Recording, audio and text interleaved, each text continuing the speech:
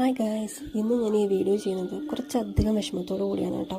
എന്താണെന്ന് വെച്ചാൽ മനുഷ്യർ എന്തുകൊണ്ടാണ് ഇത്രത്തോളം ക്രൂരരാകുന്നതെന്ന് എനിക്ക് മനസ്സിലാവണില്ല.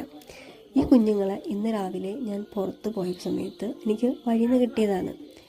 ജനറ്റിക്കലി കുറച്ച് ഇഷ്യൂസ് ഉള്ള കുഞ്ഞുങ്ങളാണ്. ദയവ് ചെയ്ത് ഇതുപോലെ അംഗവൈകല്യങ്ങളുള്ള കുഞ്ഞുങ്ങളെ നിങ്ങളിങ്ങനെ പെരുവഴിയാതും ഈ വണ്ടികളിങ്ങനെ ചീറി പായുന്ന സ്ഥലത്ത് കൊണ്ട് ഉപേക്ഷിക്കരുത്.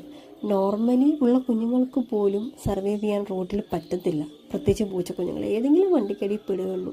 അപ്പോൾ ഇതുപോലെ അംഗവൈകല്യമുള്ള കുഞ്ഞുങ്ങളെയൊക്കെ കൊണ്ട് ഉപേക്ഷിച്ചാൽ നിങ്ങൾ എങ്ങനെ സർവൈവ് ചെയ്യും? എന്തിനാണ് ഈ കുഞ്ഞുങ്ങളിങ്ങനെ ഉപേക്ഷിക്കുന്നത്?